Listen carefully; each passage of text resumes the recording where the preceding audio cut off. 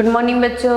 Class BSc third year और BSc BEd 4 year के लिए ऑर्गेनिक केमिस्ट्री का हमारा टॉपिक चल रहा है हेटेरोसाइक्लिक कंपाउंड। और हेटेरोसाइक्लिक कंपाउंड के 8 नंबर पार्ट तक हमने कर लिया। आज 9 नंबर पार्ट की बात करें हम। और हमने पिछली वीडियो के अंदर फ्यूरेन को स्टार्ट किया था, एक 5 मेंबर रिंग जिसके अंदर कार्बन और ऑक्सीजन जुड़ा होता है और उस रिंग को बोला जाता है फ्यूरेन। ठीक है, फ्यूरेन की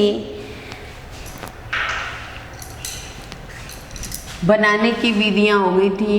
अब हम भौतिक गुणों की बात कर रहे हैं। फ्यूरेन की भौतिक गुण कि फ्यूरेन किस टाइप का जो कंपाउंड है। एक तो क्या है, भौतिक गुणों की बात करें तो फ्यूरेन एक रंगहीन द्रव है। फ्यूरेन जो होता है वो रंगहीन द्रव होता है, यानी कि क्या है, रंगहीन द्रव है। कहने का मतलब है कि इसका कोई भी कलर नहीं होता और साथ में ये लिक्विड फॉर्म में पाया जाता है, तो इसलिए इसको क्या बोला जाता है, रंगहीन द्रव बोला जाता है। दूसरा, इसका जो क्वथनांक होता है, क्वथनांक वो होता है 32 डिग्री सेंटीग्रेड टेम्परेचर। ठीक है, 32 डिग्री सेंटीग्रेड, यानी कि ये द्रव अवस्था में तो पाया जाता है, लेकिन अगर इसे हम गर्म करते हैं तो ये 32 डिग्री सेंटीग्रेड टेम्परेचर पर ही उबलने स्टार्ट हो जाएगा। क्वथनांक बिंदु का मतलब क्या होता है भाई, कि जिस बिंदु पर कोई भी द्रव पदार्थ वाष्प में चेंज हो जाए वो उसका क्वथनांक बिंदु होता है। तो इसका क्वथनांक जो होता है वो 32 डिग्री सेंटीग्रेड टेम्परेचर है। इसका मतलब ये हो गया कि ये 32 डिग्री सेंटीग्रेड टेम्परेचर पर क्या होगा, उबलना स्टार्ट हो जाएगा। तीसरी बात, अगर हम इस फ्यूरेन को ले लें और जल में डाल दें तो जल में ये क्या होता है, अविलय होता है। जल में क्या होता है, विलय होता है। जल में कोई विलयता शो नहीं करता ये।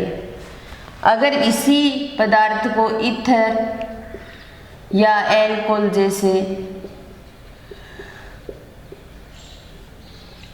जैसे कार्बनिक विलायकों में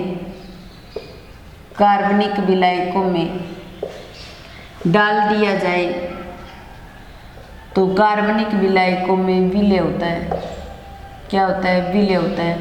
यानी कि जल के अंदर तो क्या होगा, अविलय होगा और कार्बनिक विलायकों में क्या हो जाएगा, विलयशील हो जाएगा।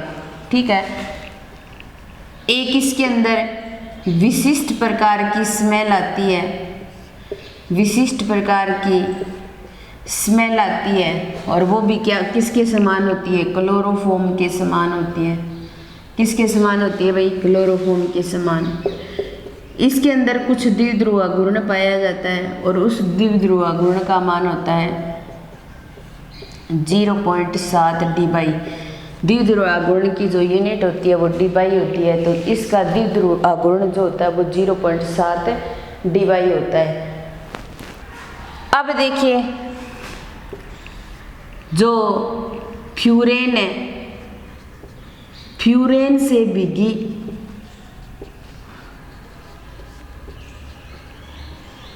लकड़ी को, फ्यूरेन से भीगी लकड़ी को अपने क्या करें,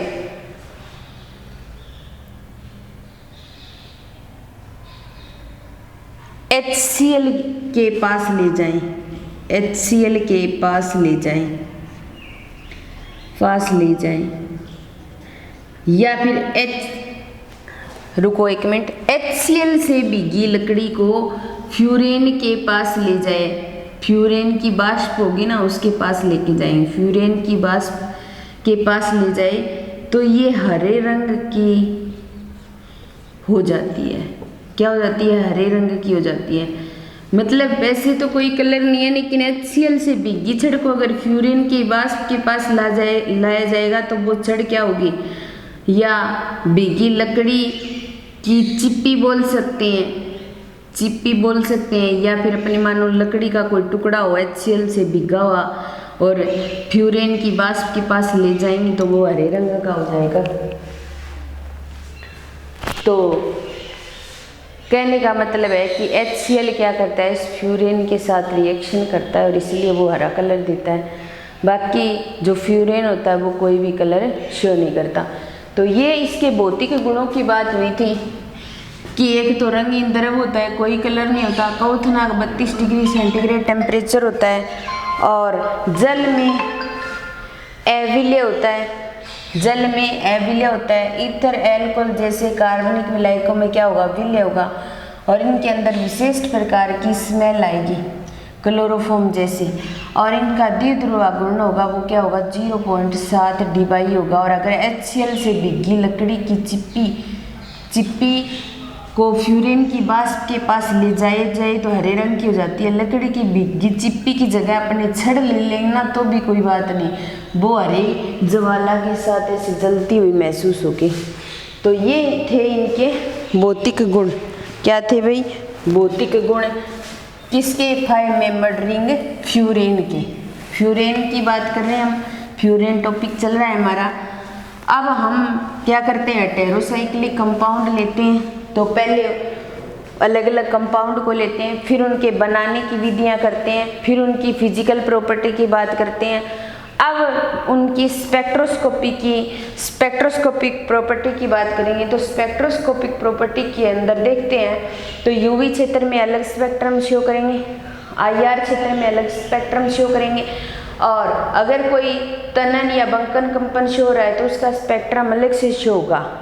ठीक है, तो देखो हमारे पास में सबसे पहले हम बात करते हैं स्पेक्ट्रोस्कोपिक प्रॉपर्टी की। किसकी बात कर रहे हैं, स्पेक्ट्रोस्कोपिक प्रॉपर्टी की। भौतिक गुणों की बात कर ली। अब हम क्या करेंगे, स्पेक्ट्रोमितीय गुणों की बात करेंगे। पहला गुण, यूवी स्पेक्ट्रम शो करते हैं। यूवी में क्या होते हैं, अवशोषण बैंड शो करते हैं ये, और ये अवशोषण बैंड जो शो किए जाते हैं ये कुछ निश्चित जगह पर हमें प्राप्त होते हैं, और वो निश्चित जगह होती है बैंड की 191 MU पर प्राप्त होंगे या 205 MU पर प्राप्त होंगे।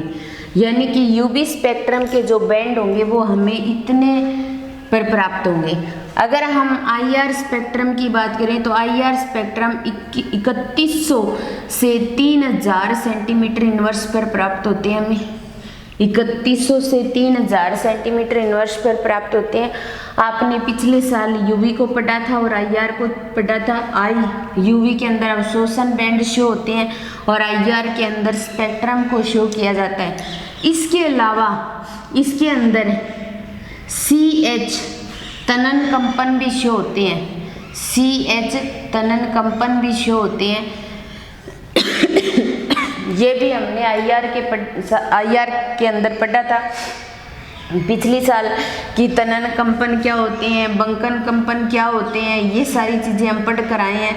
हम यहाँ पर तनन कंपन की बात कर रहे हैं। CH के अंदर तनन कंपन शो होता है और वो तनन कंपन हमें जिस बिंदु पर प्राप्त होते हैं वो बिंदु होते हैं 1590, 1490 और 1400 सेंटीमीटर इनवर्स। एक तो होते हैं 1590 और एक होता है 1490 और एक होता है 1400 सेंटीमीटर इनवर्स पर हमें प्राप्त होते हैं। ये थे इसके स्पेक्ट्रोस्कोपिक प्रॉपर्टी, जिसके अंदर हम यूवी के अंदर अवशोषण बैंड शो करते हैं। उन बैंड का जो क्रम होता है वो ये होता है IR स्पेक्ट्रम 3100 से 3000 इनवर्स पर और CH तनन कंपन 1590, 1490 और 1400 सेंटीमीटर इनवर्स पर प्राप्त होते हैं।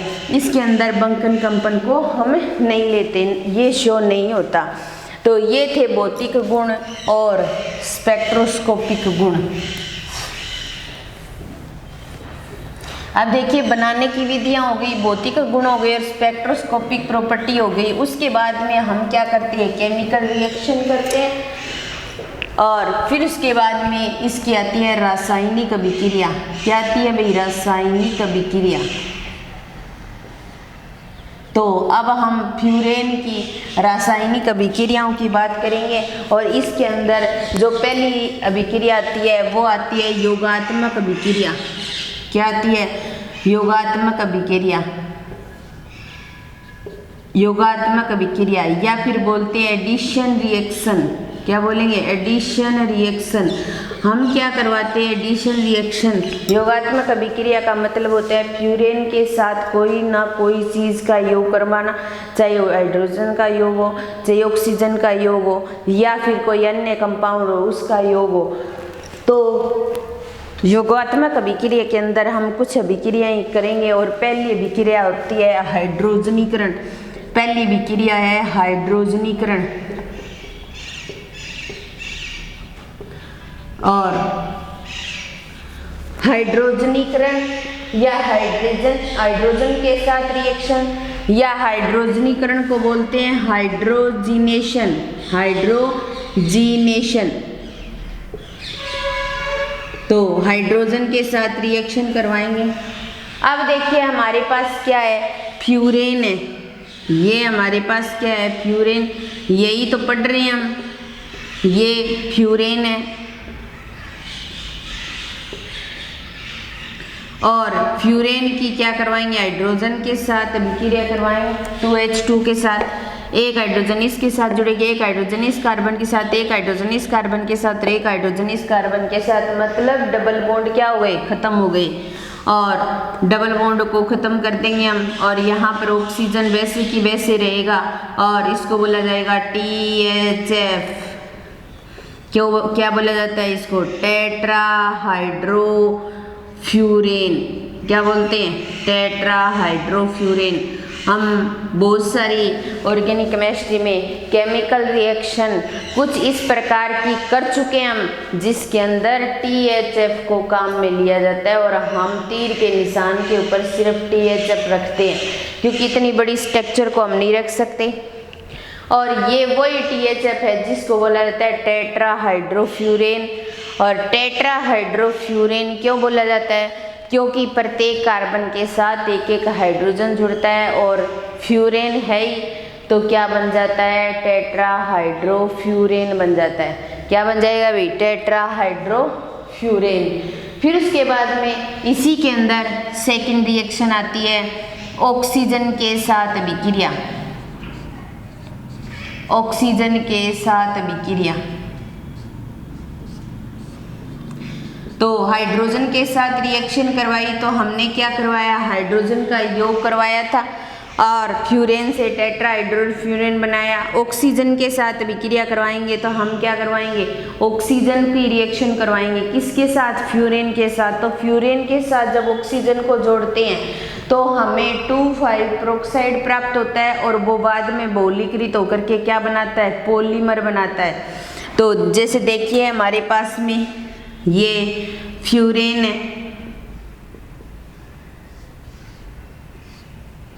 और इसकी O2 के साथ रिएक्शन करवाते हैं। रिएक्शन करवाने पर ये जो डबल बॉन्ड है वो ख़त्म हो जाते हैं और एक डबल बॉन्ड यहाँ जाता है और ये ऑक्सीजन और ये इसके साथ जुड़ जाता है और इसको बोला जाता है 2,5-पेरोक्साइड। क्या बोला जाएगा? 2,5-पेरोक्साइड। और ये क्या होता है? बहुलीकृत होता है। क्या होता है? बहुलीकृत होता है। और बहुलीकृत का मतलब ये हो गया कि ये बहुलीकृत होकर के क्या करेगा? बहुलक का निर्माण करेगा और बहुलक का निर्माण करेगा तो किसका निर्माण हो जाएगा? यहाँ पर पॉलीमर का, पॉलीमर्स यानी कि पॉलीमर का निर्माण हो जाता है। तो ऑक्सीजन फ्यूरेन की ऑक्सीजन के साथ रिएक्शन करवाई जाती है तो 2,5-पेरोक्साइड बनता है और ये बहुलीकृत होकर के क्या बना सकता है? पॉलीमर बना सकता है। तो ये थी ऑक्सीजन के साथ में अभिक्रिया। पहली हाइड्रोजन के साथ जब फ्यूरेन का हाइड्रोजनीकरण करवाते हैं तो टेट्रा हाइड्रोफ्यूरेन बनता है। हम हाइड्रोजन का क्या करवा रहे हैं? योग करवा रहे हैं। ऑक्सीजन के साथ अभिक्रिया फ्यूरेन की क्या करवा रहे हैं? ऑक्सीजन के साथ में अभिक्रिया करवा करके क्या बना रहे हैं? 2,5 पेरोक्साइड बना रहे हैं, बहुलीकृत होकर के ये किस में चेंज हो जाता है, पॉलीमर में। तो इस तरीके से ये थी हमारी एडिशन रिएक्शन या योगात्मक अभिक्रिया, जिसके अंदर सिर्फ हम क्या करवाते हैं, योग करवाते हैं।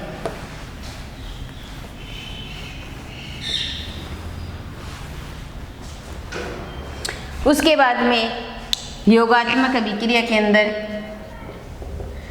तीसरी रिएक्शन आती है डिल्स-एल्डर अभिक्रिया, या फिर हम इसको बोलते हैं डिल्स-एल्डर योगात्मक अभिक्रिया, ये बोल सकते हैं। डिल्स-एल्डर योगात्मक अभिक्रिया के अंदर क्या करते हैं, अपने फ्यूरेन लेते हैं और फ्यूरेन की मेलेइक एनहाइड्राइड के साथ रिएक्शन करवाते हैं, और रिएक्शन करवाने पर वो किस में चेंज हो जाता है, थैलिक एनहाइड्राइड में चेंज हो जाता है। फ्यूरेन किस में चेंज हो जाता है, थैलिक एनहाइड्राइड में चेंज हो जाता है। तो जैसे देखिए हमारे पास ये क्या है, फ्यूरेन है।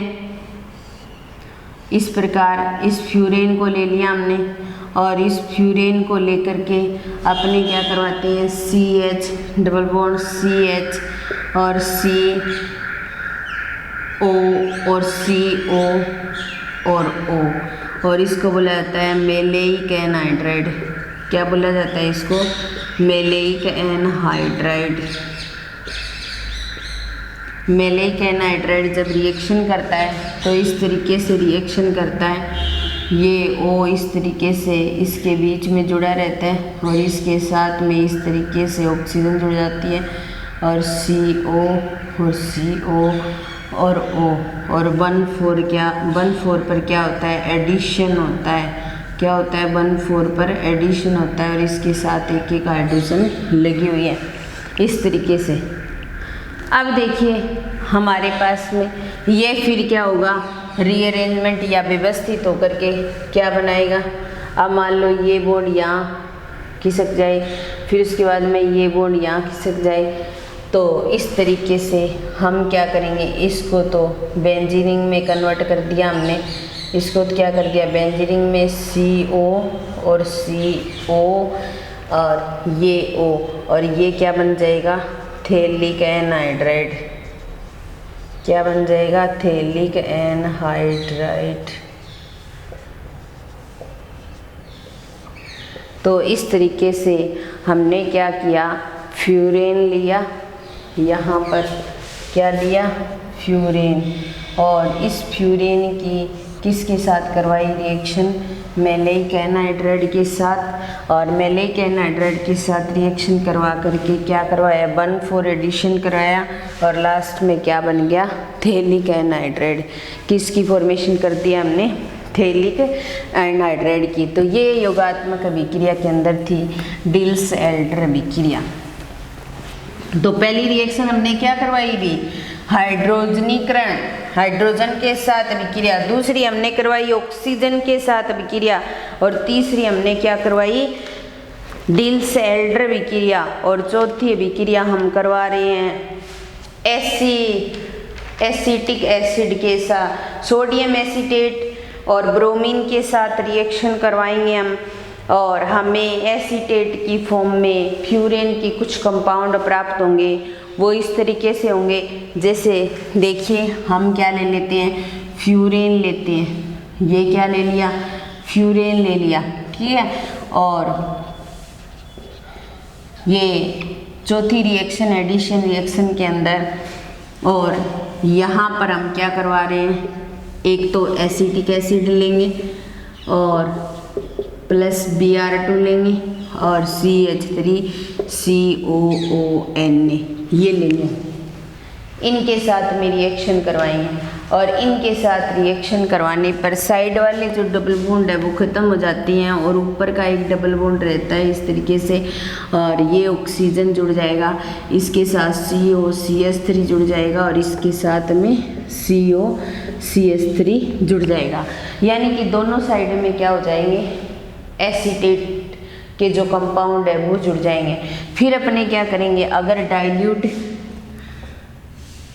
डाइल्यूट फॉर्म में या फिर H2O के साथ में डाइल्यूट HCl ले लो या H2O ले लो, इसकी प्रेजेंस में जब रिएक्शन करवाते हैं तो इस तरीके से ये वापस ये कंडीशन आ जाती है और एक ही COCH3 बचता है और इसको बुलाता है 2-एसिटोक्सी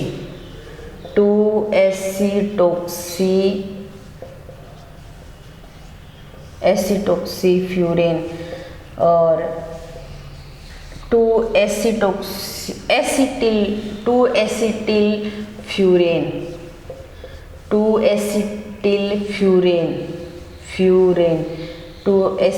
फ्यूरेन प्राप्त हो जाता है। तो इस तरीके से ये थी हमारी एडिशन रिएक्शन और जो CH3 और CO और Cl होता है ना, इसको एसिटिल क्लोराइड बोला जाता है। ये हट जाएगा तो एसिटिल बोलेंगे, इसको एसिटोक्सी भी बोल सकते हैं अपने, तो एसिटोक्सी फ्यूरेन भी हो सकता है वो। तो इस तरीके से ये थी हमारी योगात्मक अभिक्रिया जिसके अंदर हमने 4 रिएक्शन को किया है। उसके बाद में फ्यूरेन कुछ प्रतिस्थापन अभिक्रियाएं भी शो करता है। जैसे देखिए 2 नंबर रिएक्शन आती है प्रतिस्थापन अभिक्रिया। योगात्मक अभिक्रिया का मतलब होता है सिर्फ योग योग योग होना और प्रतिस्थापन अभिक्रिया होती है सब्स्टिट्यूशन रिएक्शन। क्या होती है? Substitution reaction. ठीक है, सब्स्टिट्यूशन रिएक्शन जिसके अंदर क्या होता है, एक ग्रुप बाहर से आएगा और एक ग्रुप अंदर से बाहर चला जाएगा। यानी कि इसके इस प्रतिस्थापन अभिक्रिया के अंदर एक ग्रुप क्या करेगा, दूसरे ग्रुप को प्रतिस्थापित करेगा, इसलिए इसको क्या बोला जाएगा, प्रतिस्थापन अभिक्रिया बोला जाएगा। तो प्रतिस्थापन अभिक्रिया के अंदर हम कई रिएक्शन करेंगे। जैसे हम सबसे पहले क्या करवाएं, एसिटिल नाइट्रेट के साथ अभिक्रिया करवाएं। किसके साथ अभिक्रिया करवाएं? एसिटिल नाइट्रेट के साथ में अभिक्रिया करवाएं। तो जैसे देखिए हम फ्यूरेन लेते हैं, ये फ्यूरेन ले लिया और इस फ्यूरेन की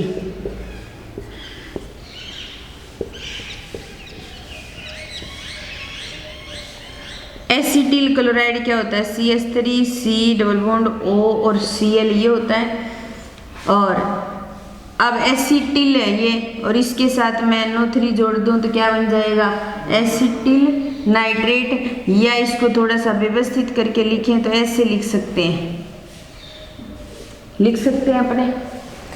मैं इस NO2 ग्रुप को यहाँ जोड़ूंगी तो यहाँ वाला हाइड्रोजन इसके साथ में ऐड होगा तो क्या बन जाएगा भाई, ये देखिए ये फ्यूरेन और इस फ्यूरेन के साथ क्या जुड़ गया, NO2 जुड़ गया, नाइट्रोनियम आयन बनाता है ये CH3COOH और एसिटिक एसिड बाहर निकल जाएगा। ये NO2 नाइट्रोनियम आयन फॉर्म में रह जाता है और यह नाइट्रोनियम आयन प्रतिस्थापन शो करता है और यहाँ पर जुड़ता है और यहाँ वाले हाइड्रोजन को बाहर निकालता है। वो हाइड्रोजन इसके साथ जुड़ता है, इसके साथ H जोड़ दिया जाए तो एसिटिक एसिड बन जाएगा, तो इसलिए एसिटिक एसिड के रूप में बाहर निकल जाता है और इसको बोला जाता है 2-नाइट्रोफ्यूरेन। इसको क्या बोला जाता है, 2-नाइट्रोफ्यूरेन। क्या बोला जाएगा भाई, 2-नाइट्रोफ्यूरेन। तो फ्यूरेन की एसिटिल नाइट्रेट के साथ रिएक्शन करवाई हमने। एसिटिल नाइट्रेट को ऐसे लिखो या ऐसे लिखो, कोई फर्क नहीं पड़ता। क्या बन गया भाई, 2-नाइट्रोफ्यूरेन बन गया और एसिटिक एसिड क्या हो गया, बाहर निकल गया। तो इस एसिटिल नाइट्रेट के अंदर जो नाइट्रो ग्रुप है ना, वो क्या कर रहा है, नाइट्रोनियम आयन बना रहा है। क्या बना रहा है भाई, नाइट्रोनियम आयन बना रहा है। और ये नाइट्रोनियम आयन क्या करता है, यहाँ 2 नंबर कार्बन, जो 1 नंबर तो ऑक्सीजन होगी, 2 नंबर पर कार्बन है, इस कार्बन के एक हाइड्रोजन का क्या कर देता है, प्रतिस्थापन करता है। और प्रतिस्थापन करके क्या करता है भाई, 2 नाइट्रोफ्यूरेन बनाता है। ठीक है, ये प्रतिस्थापन अभिक्रिया थी। प्रतिस्थापन एसिटिल नाइट्रेट के साथ में रिएक्शन करवाई और नाइट्रोनियम आयन ने क्या किया, प्रतिस्थापन शो कर दिया। क्या कर दिया भाई, प्रतिस्थापन शो कर दिया। दूसरी रिएक्शन हम किसके साथ करवाएंगे, सल्फर ट्राइऑक्साइड के साथ, सल्फर ट्राइऑक्साइड के साथ, और किसकी प्रेजेंस में, पीरिडीन की प्रेजेंस में। किसकी प्रेजेंस में करवाएंगे, पीरिडीन की प्रेजेंस में। तो जैसे देखिए ये फ्यूरेन है हमारे पास, और इस फ्यूरेन की SO3 के साथ रिएक्शन करवाएंगे किसकी प्रेजेंस में, पीरिडीन की प्रेजेंस में।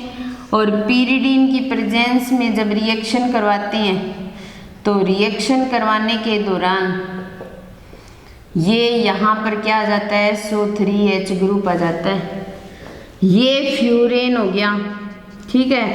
और 2 नंबर पर SO3 तो 2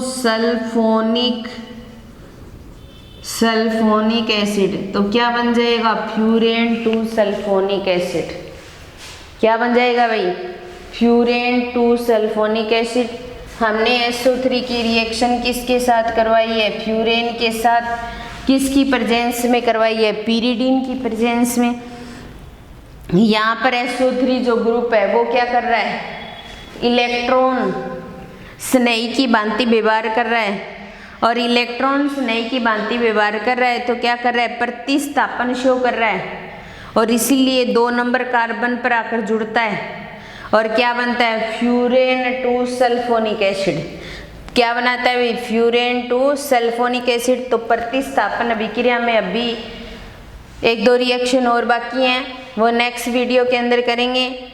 एसिटिल नाइट्रेट के साथ करवाई तो 2 नाइट्रोफ्यूरेन प्राप्त हुआ, सल्फर ट्राइऑक्साइड के साथ करवाई तो फ्यूरेन 2 सल्फोनिक एसिड प्राप्त हो गया। आज की क्लास एक बार तो यहीं समाप्त करते हैं, बाकी प्रतिस्थापन अभिक्रिया को नेक्स्ट क्लास के अंदर करेंगे। धन्यवाद।